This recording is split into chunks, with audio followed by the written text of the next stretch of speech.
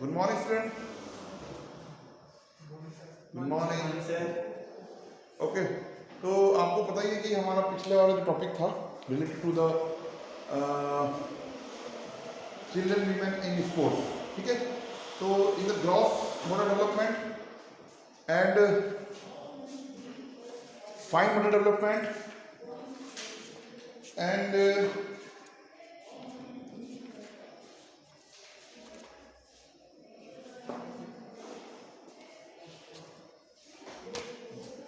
okay, today is a posture.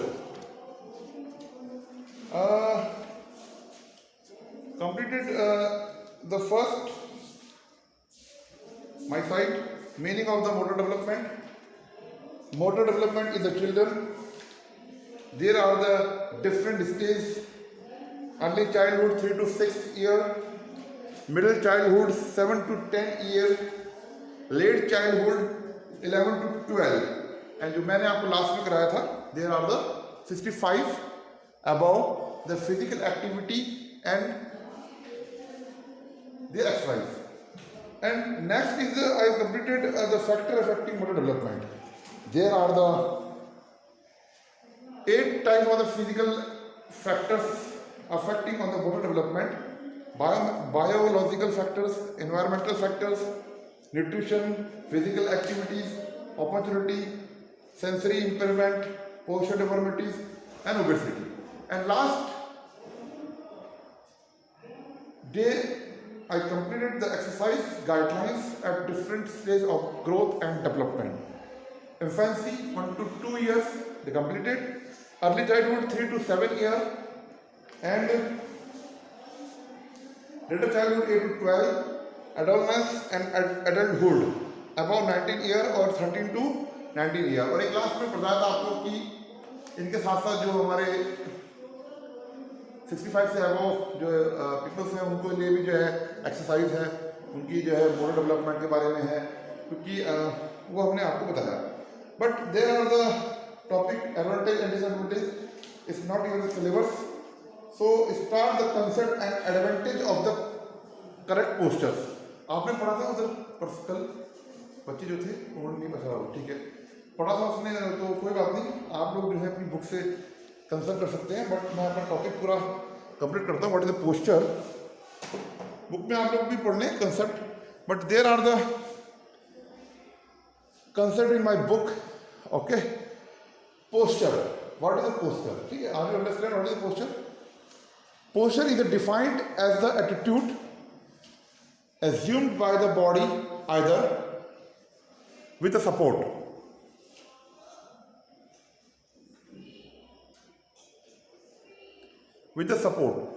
during course of muscular activities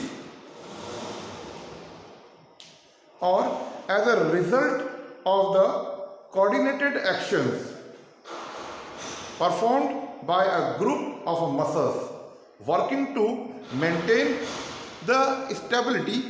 Okay, posture is classified into 2 categories. Concept of the correct postures.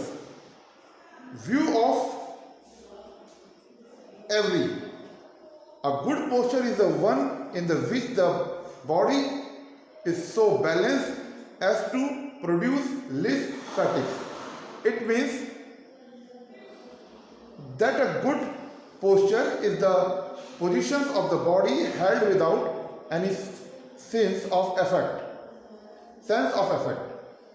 The body weight should be equally distributed overboard the leg and feet as to produce least fatigues. Concept of correct postures. Correct posture means the balancing of the body in the accurate and proper manner while sitting, standing, reading, writing or doing any other actions. The first impression of an individual is based on how to stand, sit and walk. ठीक है, कैसे वो खड़ा होता है, कैसे बैठता है, वो है पोस्चर का right posture. In the proper posture, the whole body weight is balanced on both feet. ठीक है. without any effort, and the entire body appear to be in a vertical line. In the position, all the limb of the body perform their functions.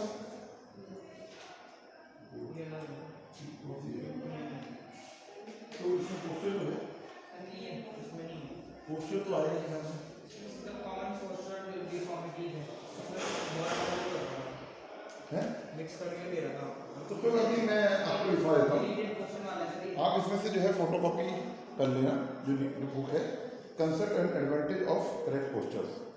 ठीक है, ये आपके syllabus में है, book में नहीं है, नॉट अ प्रॉब्लम। आप समझ लीजिए पोस्चर के बारे में, फिर बुक में आप लोग मैं क्वेश्चन आंसर दूंगा तो आपको समझ में आ जाएगा।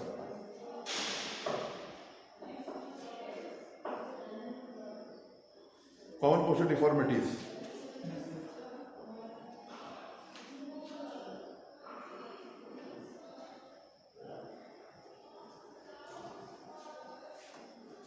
जो सिलेबस में है कॉमन पोस्चर डिफॉर्मिटीज है। तो मैं फिलहाल तो करेक्ट पोस्चर ही बताना जरूरी है और पोस्चर क्या होता है। ठीक है,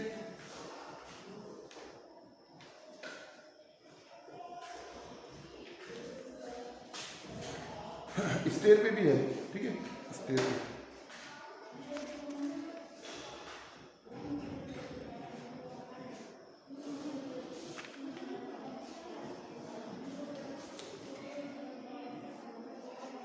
मैं अभी आप लोग सबक समझ लीजिए, फिर मैं आपको जो है इसके बारे में कौन सा मेन क्वेश्चन आएगा एग्जाम में, उसके बारे में हम डिस्कस करेंगे। ठीक है, फिजिकल में भी लिंक में जैसे हमारा सब्जेक्ट ना उसमें एमसीक्यू वाली पूरा वो मिलता है। हाँ यस, फिजिकल में एमसीक्यूज होंगे इसमें। Okay, posture is classified into two categories, dynamic posture and static postures. Dynamic posture, are you understand? Dynamic positions and static, ये एक जगह पे जो रहता है स्टैटिक्स, डायनेमिक कुछ गतिमान रहता है, चलता रहता है। ठीक है, तो वो वाला पोस्चर, दोनों के बारे में बात होगी। ठीक है, dynamic posture is how one hold oneself when moving. For example,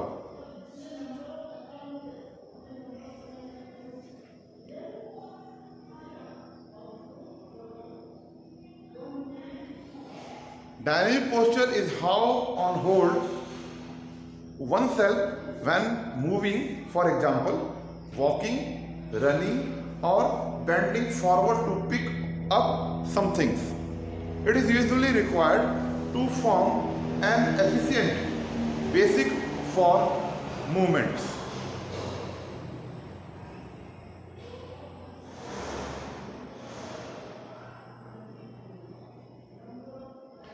Muscles and non-contractile structure have to work to adapt to changing circumstance. Okay, this is a dynamic posture. Static posture. Static posture is how one hold oneself when stationary or not moving. Okay, are you understand? Stationary and not moving. For example sitting, जो बैठे हैं आप लोग, static posture है, जिसे static posture, और movement जब हम करते हैं कहीं पे वो डायनेमिक पोस्चर है। इन पोस्चर्स की ओर बात कर रहा है। Static posture is how one hold oneself when stationary और not moving. For example sitting, standing and sleeping. Okay,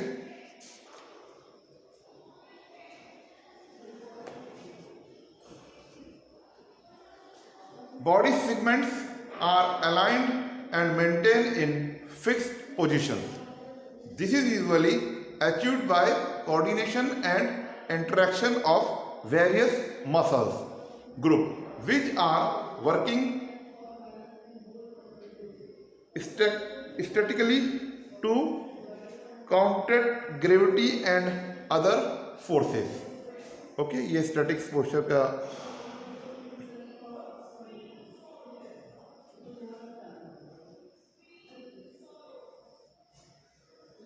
Next, in a dynamic static posture, it is important to make sure to maintain a good posture.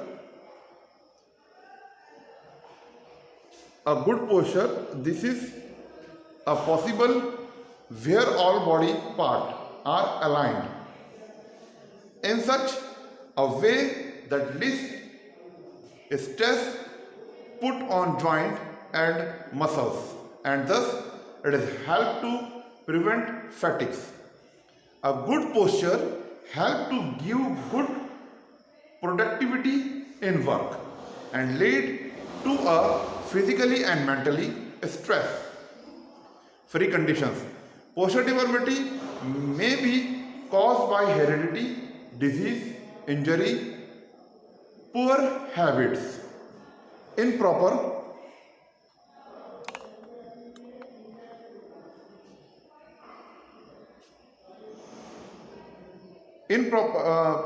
give good productivity in work and lead to a physically and mentally stress free condition. Posture deformities may be caused by heredity, disease, injury, poor habit, improper cloth, I understand, improper cloth, tight कपड़े लोग पहन लेते हैं, उससे भी जो है posture proper तरीके से नहीं बन पाता है. वो अगर कहीं टाइट होगी पैंट बिल्कुल होगा तो वो अजीब सा खड़ा रहेगा. ठीक है, तो टाइट कपड़ों से भी पोस्चर पे जो है बहुत इफेक्ट पड़ता है. ठीक है, ये चीज़ ध्यान रखना है.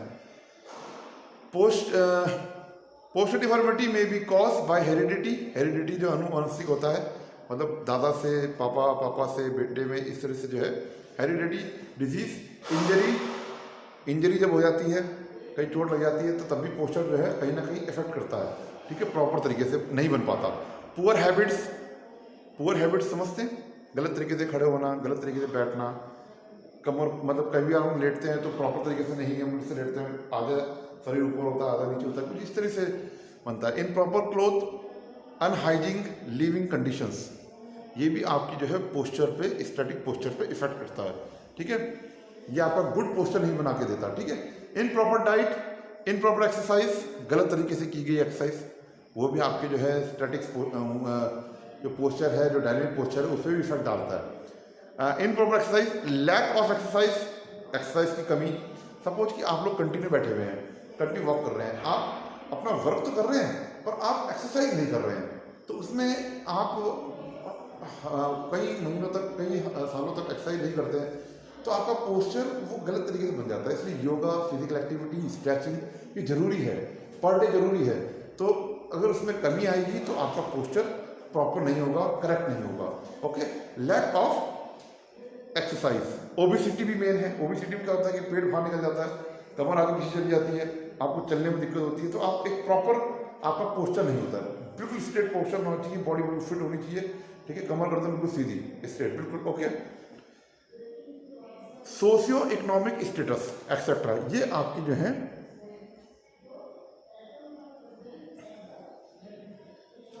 ओके बच्चों.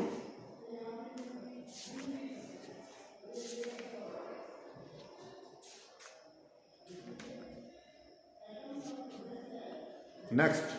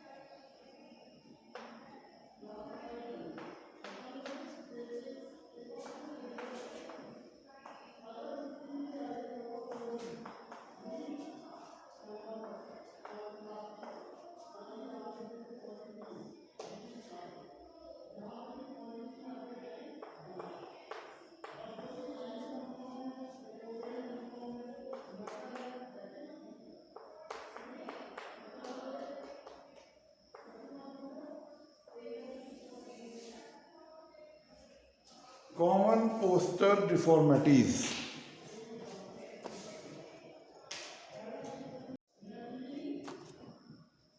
Okay. Common posture deformities. There are number of posture deformities, some of which are given below along with the corrective measures. Corrective exercise.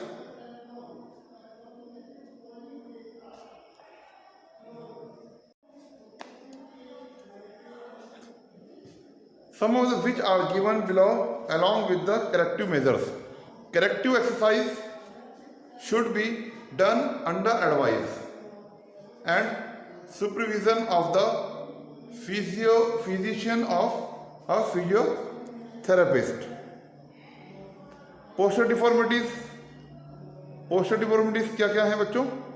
Number 1, flat foot. Number 2, knock knee. Number 3, kyphosis. Number 4, lordosis. Number 5, bow leg. Number 6, scoliosis. Number 7, round shoulder.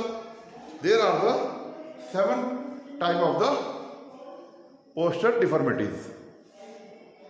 First, knock knee. What is a knock knee? तो बात नहीं, आपकी book में spinal curvature है ना, वही है, तो हम पहले वो पढ़ते हैं. Knock knee.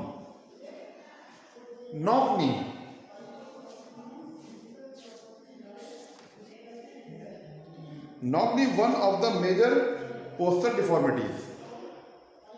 In these deformities, both the knee knock or touch each other while in the normal standing positions.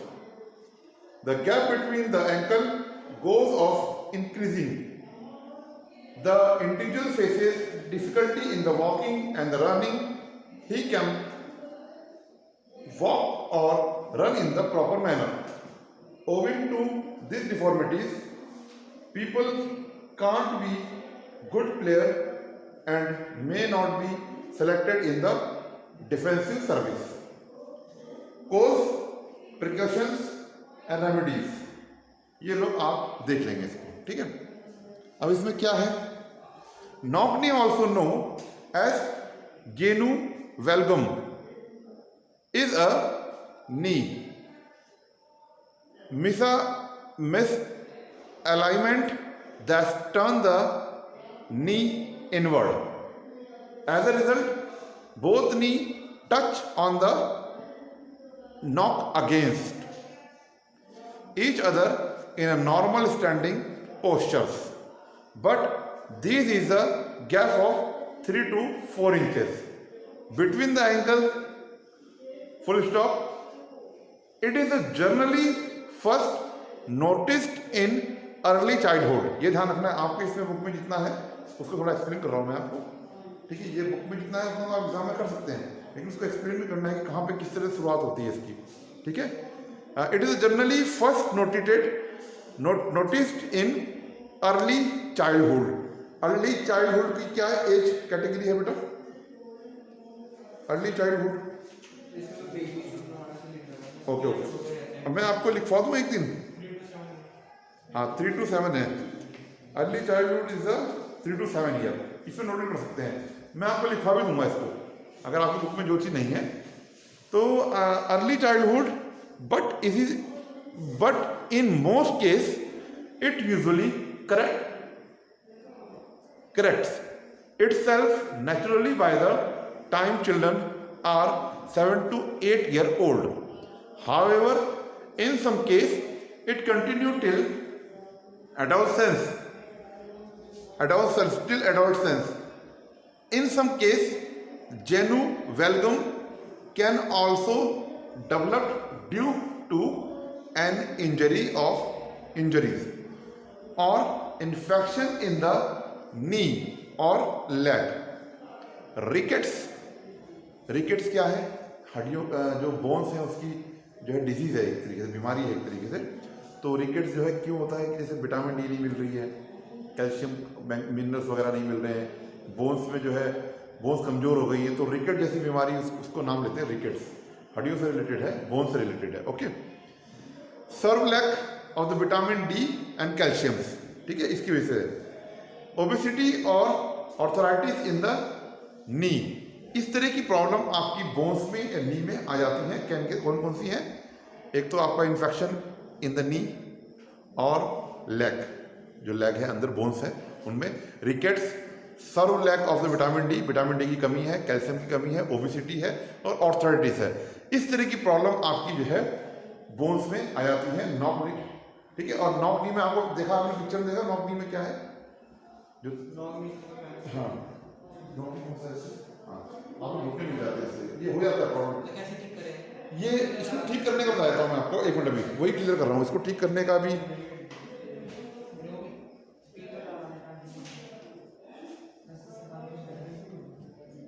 पहले इसको क्लियर कर लेते हैं, थोड़ा सा रह गया है।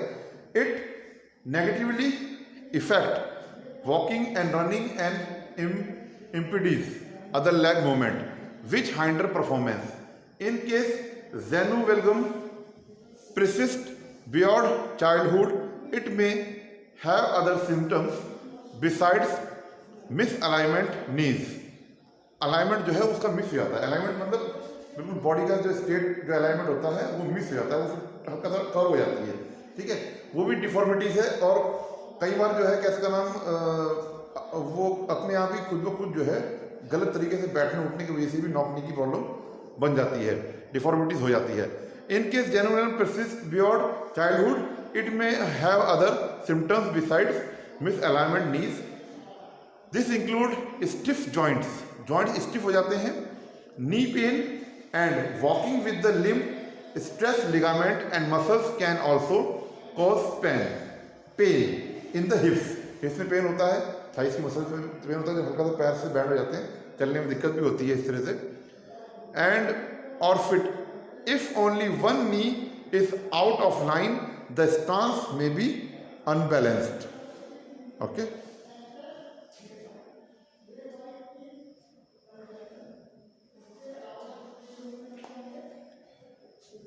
कॉज, क्या कारण है नॉक नी होने का, अभी आपने पढ़ा और समझा भी। अब एक बार फिर हम बता देते हैं इसको कि नॉक नी का जो कॉज है, कारण है, generally the lack of balance diet, balance diet कमी, अभी बीच में भी आया था उसके। And specially vitamin D, calcium and phosphorus is the main cause of knock knee, ठीक है, समझ में आ रहा है बेटा? It may also be cause due to rickets, chronic illness, obesity, flat foot and carrying heavy weight in early age may be other possible cause of the knock knee. Obesity की वजह से होता है, जब भारी शरीर हो जाता है तो जब हम चलते हैं तो चलने से हमारी अगर हड्डियां कमजोर हैं, विटामिन डी और कैल्शियम की कमी है, तो वो हल्की सी बैंड हो जाती है। कोई भी चीज़ पर अगर वेट होगा तो वो चीज़ बैंड होगी होगी, ठीक है।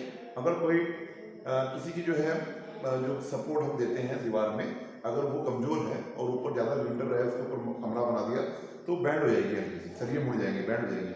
तो इसी वजह से भी होता है। और हड्डियों में जो है इनकी कमी से भी होता है, जो ओबिसिटी तो ही है, और बोन्स में अगर क्या इसका नाम कमी है विटामिन डी की, कैल्शियम की, इस वजह से भी होता है, कारण है ये।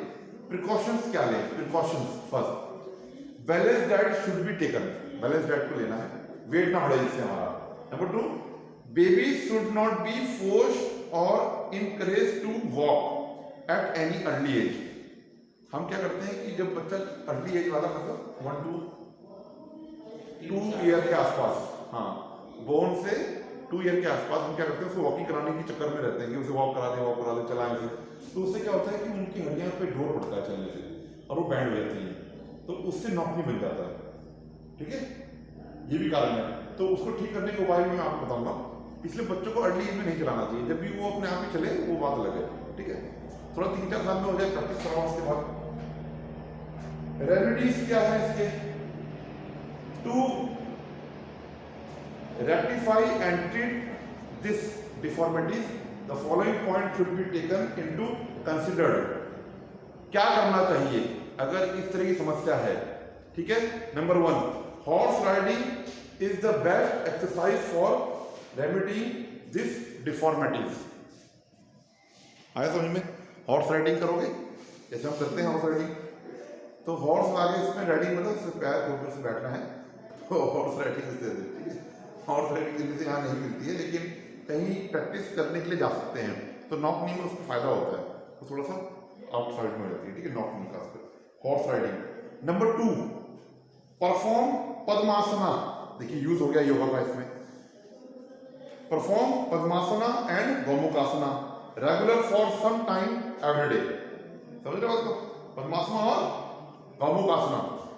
Number 3, cod liver oil may be beneficial in the reducing the deformities up to some extent। Disease नहीं बोलेंगे, दिस इज डिफॉर्मिटीज, बोन से रिलेटेड जो है डिफॉर्मिटीज ही होती हैं, ठीक है। नंबर 4, कीप अ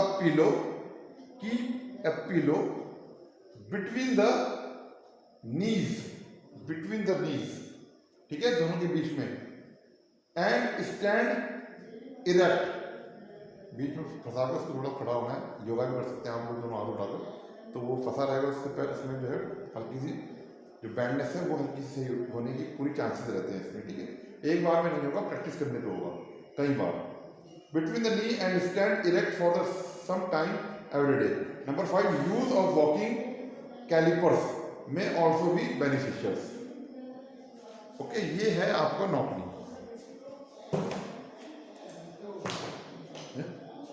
नेक्स्ट थोड़ा सा पढ़ लेते हैं इसको और डीपली चले आते हैं।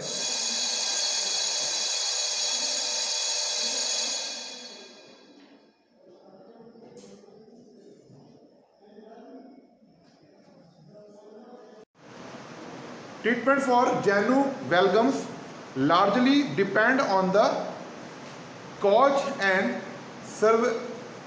सेवरिटीज of the problems. Exercise like a horse riding. कैसे दूर होता है बेटा ये नॉकनी? मैंने आपको कहा कि नॉकनी मैंने आपको पढ़ाया अभी थोड़ी देर पहले। अब उसके जो है प्रिकॉशंस और कैसे उसका उपचार होगा, ट्रीटमेंट या रेमेडीज क्या हैं उसके। तो हॉर्स राइडिंग, जब नॉकनी का मतलब है कि आपके घुटने दोनों मिल जाते हैं, और वो क्यों मिलते हैं मैंने आपको बताया। बचपन में ही अगर छोटी सी एज में बच्चों को चलाना शुरू कर देते हैं और ज़्यादा वॉक करवाते हैं, तो उससे जो है उनके अलाइनमेंट मिस हो जाते हैं, मिस अलाइनमेंट में हो जाता है। मिस अलाइनमेंट का मतलब है घुटने सीधे नहीं होते, बिल्कुल बैंड हो जाते हैं, ठीक है, उन पर वेट पड़ता है बॉडी पे। इसी तरीके से विटामिन डी और कैल्शियम की कमी की वजह से भी जो है आपकी बोन्स कमजोर हो जाती है, तो आपके घुटने जो है बैंड हो जाएंगे, आपके मिस अलाइनमेंट हो जाएंगे। कैल्शियम की कमी है, रिकेट्स है, बोन कमजोर हो गई है, इनकी वजह से। अब वो बोन जो थोड़ा टेढ़ी हो गई, इसको कैसे दूर करेंगे, उसका करेक्टिव मेजर्स क्या होगा, कैसे उसका उपचार करेंगे। तो पहला क्या है, horse riding. Exercise like horse riding and keeping the pillow between the knees and stand erect for sometimes are the best. आप लोग पिलो को लेकर, जैसे आप खड़े हैं तो इस पे पिलो फंसाकर और उसको पे प्रेस करना है पिलो से, या सीधे खड़े रहना है। आप पिलो को लगाकर आप उसमें जो है पद्मासन, आपका जो है आपके जो है रेस हैंड को रेस करके आप लोग जो है ताड़ासन भी कर सकते हैं, ठीक है। ताड़ासन जानते हैं, दोनों हाथों को ऊपर करके हम ऊपर उठेंगे, तो उससे जो है आपकी बोन्स अपनी अलाइनमेंट में आ जाएगी, आने की पूरी मतलब उससे सही होता है, ठीक है, उससे प्रॉपर से रेमेडी मिल जाती है। नेक्स्ट क्या है उसमें, sometime the best for most people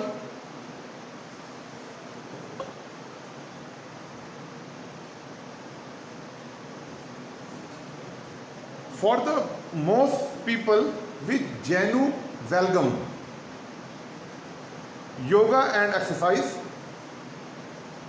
can help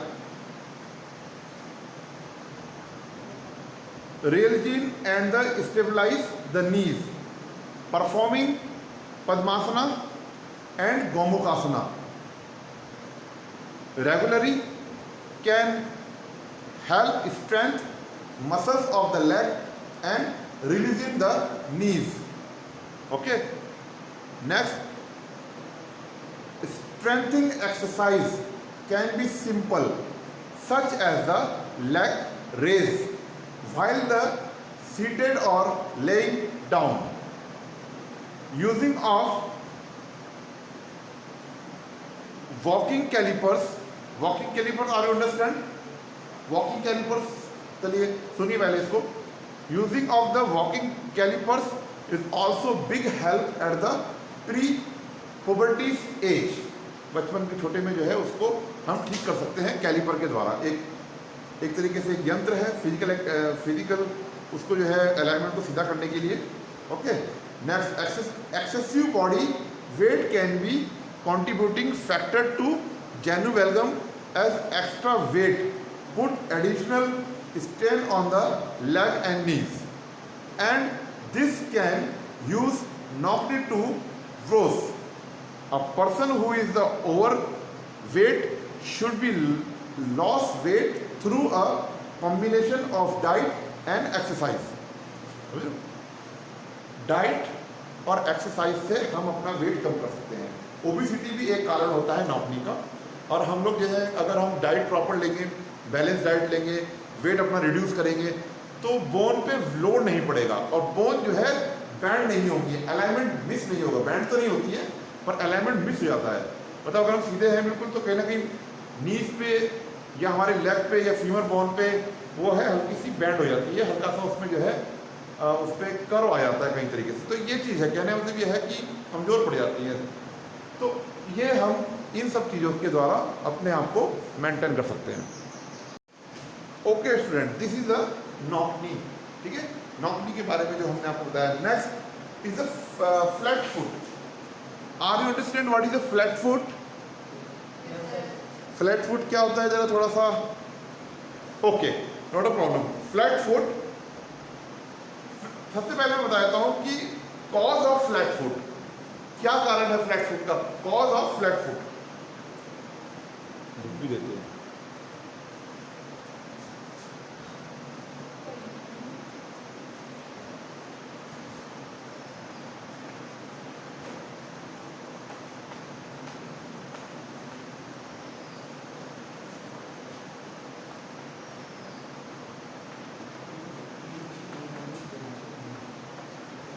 ये फर्स्ट हमने आपको deformities, this is the deformities.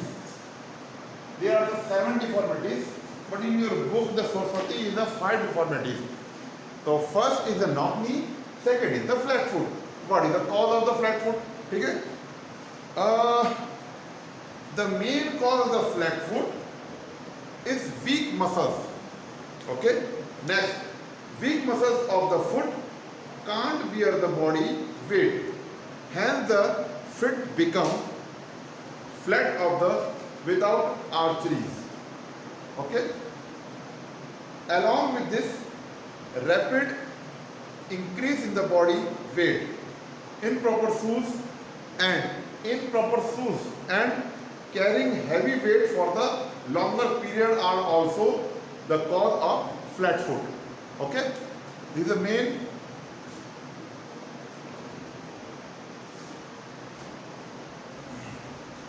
Number 2, precautions. What is the precautions of the flat foot? The shoes should be of a proper shape and size. Okay. The shoes should be of proper shape and size. Don't walk barefoot for a long durations. Number 3, obesity should be avoided. Number 4,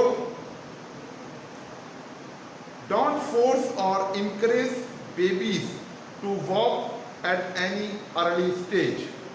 Number 5, children in early childhood should avoid carrying heavy weight. ठीक है, ये ध्यान रखना है. This is the precautions हैं, इनके precautions हैं क्या नहीं करना चाहिए अगर फ्लैट फुट है. Number 5, children is early childhood should avoid carrying heavy wait. Number 6, high heel shoes should be avoided. ठीक है, high heel shoes should be avoided. Remedies क्या हैं, इसके उपचार क्या हैं? The following exercise should be done to rectify or treat flat foot deformities. Number 1, walk on heel. Walk on heel. जैसे कि सपोज फ्लैट फुट है, आपको ऐसे करके करना है. ये आपकी walk on heel. ठीक है, वॉक ऑन heel. दिख रहा है आप लोगों को? वॉक ऑन व्हील, ठीक, अगर फ्लैट फुट है, और हो सकता है किसी को हो जाए। Number 2, walking on inner and outer side, walking in inner side, walking in inner side और वॉकिंग इन आउटर साइड, ऐसे भी कर सकते हैं आप लोग अगर आपको फ्लैट फुट है, ठीक है। हमने अभी सुना देते हैं बाद में। Walking on toe, walking on toe, stand up and down on the heel, step up and down on the heel, okay, ये चीज ध्यान रखना है आप लोगों को। jumping on toe for the song time, number 6, skip on roll, skip on rope, rope पर skipping करनी है, ठीक है। number 7, perform vajrasana and yogic asans, this is a flat foot precautions, cause and remedies and treatment. Okay, let's start flat foot first. Flat foot is also known as per planus or phalan arch. Arch नीचे से फैल जाता है, पैरों के नीचे जो तलवा है जिसे हम नीचे वो कहते हैं, जो बेस होता है पैरों के नीचे का, वो फ्लैट हो जाता है पूरा, आर्च नहीं होती इसमें फ्लैट फुट में। और जो आर्च होती है तो उसे फ्लैट फुट नहीं होगा, ये ध्यान रखना है। आप जब सुई निकालेंगे आप कैसे चेक कर सकते हैं, आप रेत में जाइए, गीली रेत में अपने पैरों पर रखिए ज़मीन पर ऐसे फिक्स करके, तो अगर उसमें आर्च बन रही है, वो हिस्सा नीचे का नहीं आ रहा है आर्च वाला, तो गुड। और अगर पूरा पैर फ्लैट आ रहा है तो वो है फ्लैट फुट की problem, deformities, this is deformity. और ठीक हो सकती है, मैंने भी बताया आपको एक्सरसाइज करके वाली। It is considered that may be diagnosed by looking at the arch of the foot or taking the water print test, जैसे मैंने अभी बताया आपको। once again, that may be diagnosed, आप कैसे उसको पता लग सकते हैं, by looking at the arch of the foot or by taking the water print test, ठीक है, कर सकते हैं ऐसे, जैसे मैंने आपको भी बताया, चेक कर सकते हैं आप लोग कि आपका फ्लैट फुट है या नहीं है, ठीक है। As a name, flat foot suggests people suffering from the deformities.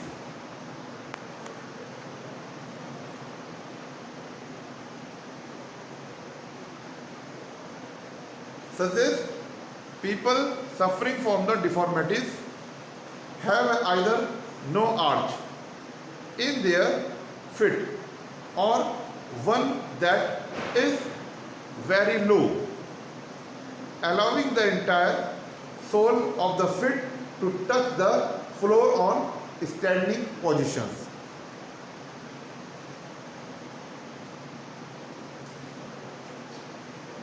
Normal arch और फ्लैट फुट, इन दोनों में फ़र्क देखना है। नॉर्मल आर्च, जो आर्च माने जो नीचे आर्च बनी होती है फुट के नीचे, उसमें नॉर्मल और आर्च फ्लैट फुट में क्या फ़र्क है, ये आप चेक कर सकते हैं पानी के द्वारा, कलर के द्वारा, पैरों में लगाकर उसको जो देखना है, चेक करना है ज़मीन पर, ठीक है। दिस प्रॉब्लम में बी जेनेटिक और इन्वायरमेंटल, ये प्रॉब्लम कैसी है, जेनेटिक भी हो सकती है और इन्वायरमेंटल भी हो सकती है। एट टाइम अ फुट और ankle injury due to obesity, obesity से भी आती है, ज़्यादा मोटा आदमी हो जाता है, जब वो चलता है तो पैर नीचे से फैल जाते हैं और आर्च खत्म हो जाता है और पैरों के अंदर पेन शुरू हो जाता है, ये चीज़ ध्यान रखना है आपको, ठीक है।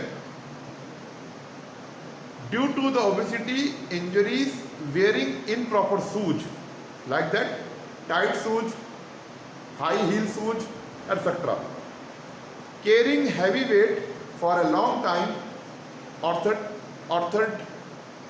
authorized or rheumatoid arthritis.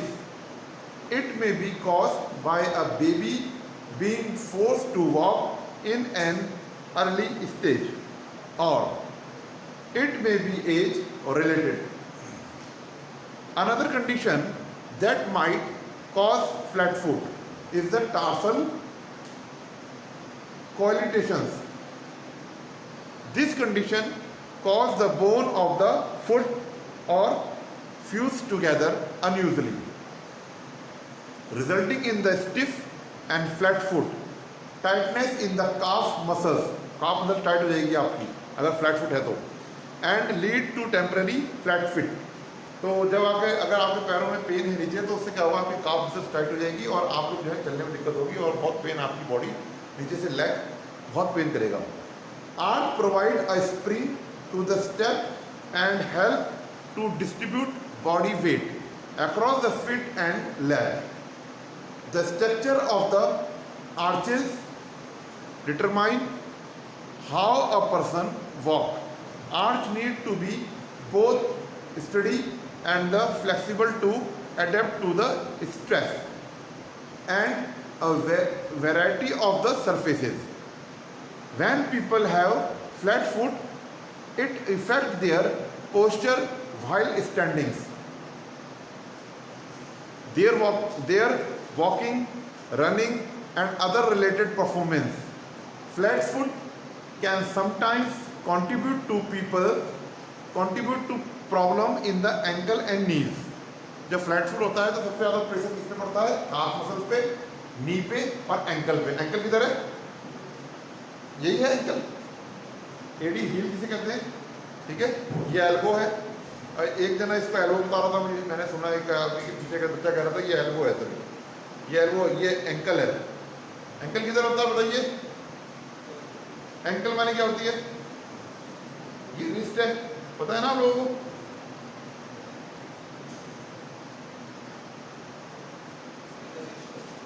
हाँ रिस्ट है। It effect there posture while the standing there, the walking, running and other related performance. Flat foot can sometimes contribute to problem in the ankle and knee. Majority of the babies are born with flat foot, but as they grow get involved in a physical activity are the H in the foot developed. अब ये था आपका क्या, define the flat foot. अब मैंने इसके cause, precautions और treatment बताए थे, एक बार फिर करेक्टिव मेजर्स बता रहा हूँ कैसे ठीक हो सकता है। एक्सरसाइज लाइक वॉकिंग, स्टैंडिंग और jumping on the toe and heel in all four direction is keeping rows, strengthen the muscles of the foot which help to develop the arch in the foot. Activities like picking up marble with toes, writing number in the sand with the toe will also help in the developing the arch. Yoga asana like the Adha Mukha asana, Tadasana, Pavan Muktasana, Gomukasana, perform in the Surya Namaskar, Vajrasana. Other therapeutical methods are also helpful in the developing the arch. Okay, sir. Today I taught the knockout and the flat foot, knock knee and flat foot. So completed today's topic related to the children and sports. So thank you very much.